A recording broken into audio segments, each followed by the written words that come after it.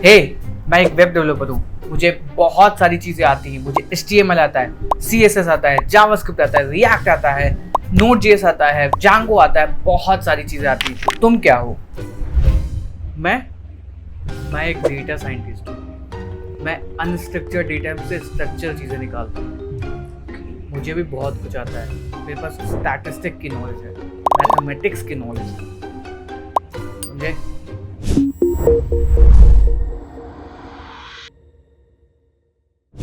Data scientist and web development बहुत ही ज़्यादा common terms हैं एंड जो भी बिगिनर होते हैं उनके अंदर बहुत ही ज़्यादा क्यूरियोसिटी रहती है कि क्या दोनों के बीच में की डिफरेंसेस होते हैं एक वेब डेवलपमेंट में एंड एक डेटा साइंटिस्ट में।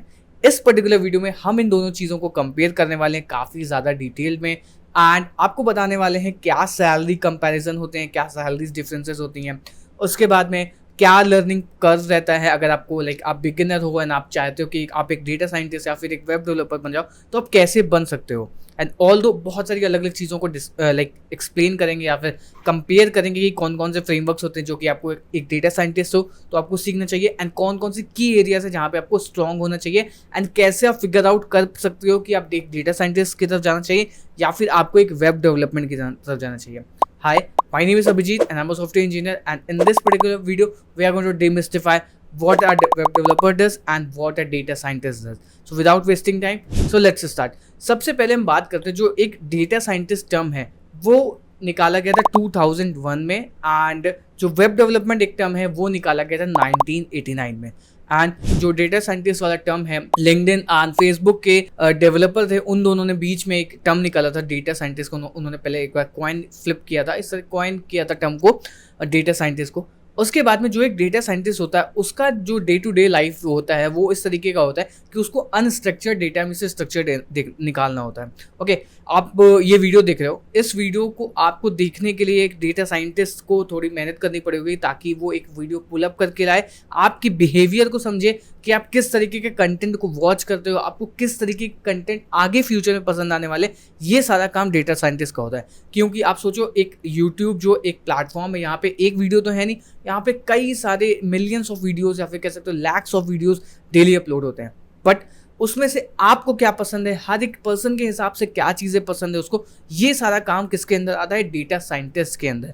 कि कैसे आपको वो एक रेलेवेंट कंटेंट प्रोवाइड करे। आपको अगर कोई ऐड दिखाया जाता है, लेट्स सपोज अगर आप कोई एक अमेजोन पे जाते हो या आप कोई फ्लिपकार्ट की वेबसाइट पे जाते हो एंड आप कोई एक चीज़ देखते हो, आप कोई उसको प्रोडक्ट को देखते हो, फिर आपको कंटिन्यूसली वही चीज़ दिखाई जाती है ताकि आप उस चीज़ को परचेज कर पाओ। आपके माइंड या फिर साइकोलॉजी के साथ खेला जाता है। वो सारा जो काम होता है वो डेटा साइंटिस्ट का होता है। मतलब आपका बिहेवियर को समझ करके, आपके अनस्ट्रक्चर्ड डेटा को समझ करके डेटा साइंटिस्ट जो है वो आपको एड्स वगैरह इन सब में यूज़ करते हैं। उसके एक यूज़ केसेस हो गया।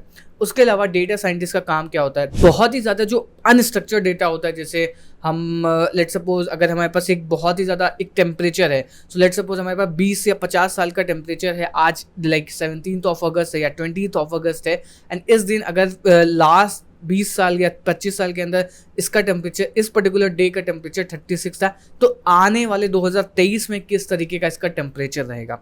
ये सारी चीज़ें कौन करता है? ये एक डेटा साइंटिस्ट करता है। वहीं जो एक वेब डेवलपर होता है वो इन सारे प्लेटफॉर्म को बनाता है। सो जैसे कि मैंने आपको बताया, जो यूट्यूब है, यूट्यूब एक प्लेटफॉर्म है जो कि एक फ्रंट एंड या फिर बैक एंड टेक्नोलॉजीज़ को यूज़ करती है, जिस पे आप वीडियोज़ को वॉच कर पाते हो, आप UI पे क्लिक करते हो, आप वीडियो को पॉज करते हो, वॉल्यूम बढ़ाते हो। ये सारा काम जो होता है वो एक वेब डेवलपर का होता है। वेब डेवलपर APIs बनाता है, फ्रंट एंड बनाता है, बैक एंड बनाता है। एक वेब डेवलपमेंट के अंदर कुछ कह सकते हो 3 तरीके के टर्म भी होते हैं। पहला होता है फ्रंट एंड डेवलपर, दूसरा होता है back end developer and third होता है फुल स्टैक डेवलपर। तो ये कुछ 3 टर्म्स होते हैं जिनको यूज़ करके एक वेब डेवलपर बनता है। मतलब इसके अंदर 3 पार्ट्स हो गए। और डेटा साइंस में कुछ ऐसा पार्ट नहीं होता है। एक डेटा साइंटिस्ट होता है। अब मैं आपको एक इंपॉर्टेंट चीज़ बताना चाहता हूँ कि आपको कब डेटा साइंस में जाना चाहिए, आपको कब वेब डेवलपमेंट में जाना चाहिए। अगर आपकी मैथ्स बहुत ही ज़्यादा अच्छी है, आपको स्टैटिस्टिक्स बहुत ज़्यादा पसंद है और आपको एक नई नई मैथमेटिकल प्रॉब्लम को सॉल्व करना बहुत ही ज़्यादा अच्छा लगता है, तो डेफिनेटली आप डेटा साइंस की तरफ जा सकते हो। बट अगर आपको बहुत ही ज़्यादा मैथ्स में इंटरेस्ट नहीं होता, क्योंकि बहुत सारे लोग होते हैं जिनको मैथ्स में उतना ज़्यादा इंटरेस्ट नहीं होता है, तो फिर हो सकता है कि आपको उतना ज़्यादा फ़ायदा उसमें ना हो। आप वेब डेवलपमेंट में आओगे तो आपको बहुत ज़्यादा फ़ायदा मिलेगा। बट ये खैर लोगों के मिथ होते हैं, ऐसा नहीं होता है। अगर आप एक हार्ड वर्किंग बंदे हो या फिर हार्ड वर्किंग पर्सन हो, तो किसी भी चीज़ को, किसी भी प्लेटफॉर्म पे आप जा सकते हो, किसी भी जगह पे, किसी भी पोजीशन पे जा सकते हो। ऐसा कोई फिक्स नहीं होता है। सो आपको अपने अंदर से पूछना पड़ेगा कि अगर मैं डेटा साइंटिस्ट बनना चाहता हूँ तो क्या मैं उस तरीके की मेहनत कर सकता हूँ जो एक डेटा साइंटिस्ट करके आता है। तो वो चीज़ डेफिनेटली आप कर सकते हो। ओके, नेक्स्ट चीज़ हम बात करने वाले हैं डेटा साइंटिस्ट की सैलरी के बारे में। जो डेटा साइंटिस्ट होता है वो एक अनस्ट्रक्चर्ड या फिर थोड़ा उसका काम ज़्यादा होता है, या फिर कह सकते हो वो थोड़ा ज़्यादा अपने ब्रेन्स को एल्गोरिदम्स लिखता है। इस वजह से उसकी सैलरी जो है वेब डेवलपर से थोड़ी ज़्यादा होती है।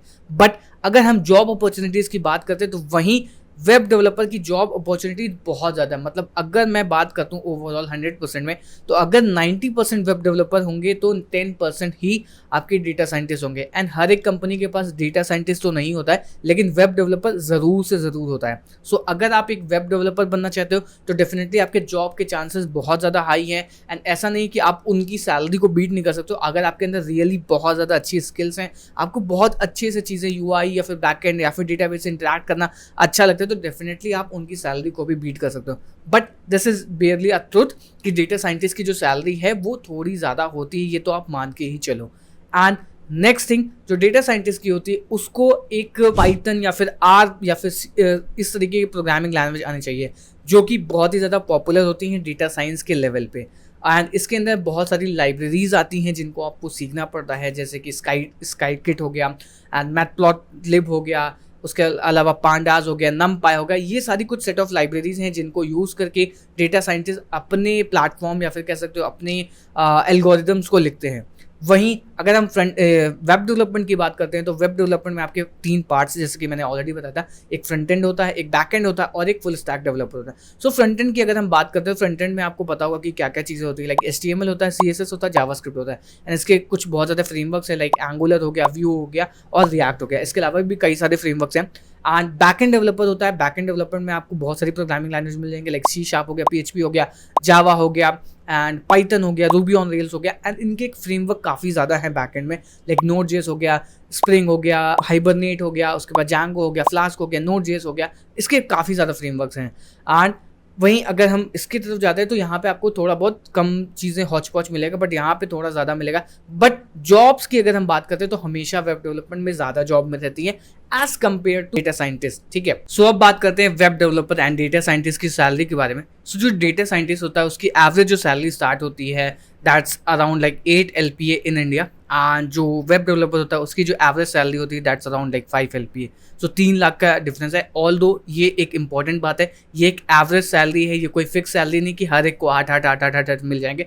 हो सकता है जो सीनियर डेटा साइंटिस्ट हो उसको 20 लाख का पैकेज मिले, और हो सकता है जो बहुत ही ज़्यादा सीनियर हो वेब डेवलपमेंट में उसको 50 लाख का पैकेज मिले। सो ये एवरेज सैलरी है। So average salary of data scientist वो है 8 लाख रुपए, और average salary of web developer है वो की है 5 से 6 लाख के बीच में रेंज करती है। सो ये डेफिनेटली ट्रू है कि डेटा साइंटिस्ट की सैलरी बहुत ज़्यादा हाई होती है। बट आपको एक चीज़ और ध्यान रखने वाली इंपॉर्टेंट बात यह है कि डेटा साइंटिस्ट में आपको उतनी ज़्यादा जॉब नहीं मिलेंगी जितनी आपको इसमें मिल जाएगी। एंड एक नेक्स्ट चीज़ तो होती है कि अगर आप एक वेब डेवलपर हो, आपको बहुत ज़्यादा अच्छी प्रोग्रामिंग लैंग्वेज है, अब आपको लगता है कि आप डेटा साइंटिस्ट या फिर वेब डेवलपमेंट से आप डेटा साइंटिस्ट की तरफ स्विच करना चाहते हो, या फिर डेटा साइंटिस्ट से वेब डेवलपमेंट की तरफ चाहते हो, तो ये गेट्स हमेशा टेक में ओपन रहते हैं। ऐसा कोई फिक्स नहीं कि आप अगर डेटा साइंटिस्ट हो तो आपको ज़िंदगी भर डेटा साइंटिस्ट ही बन के रहना है, ऐसा कोई फिक्स नहीं है। तो ये सबसे इंपॉर्टेंट चीज़ मुझे अच्छी लगती है टेक फील्ड में, कि आप किसी भी चीज़ के डोर्स आपको ओपन है। आप टेस्टर हो, आपका मन करता है आपने नई चीज़ें सीख ली, आप एक डेवलपर बनना चाहते हो, अगर आप डेवलपर हो, आप चाहते हो कि डेटा साइंटिस्ट में जाना चाहते हो, या फिर मशीन लर्निंग में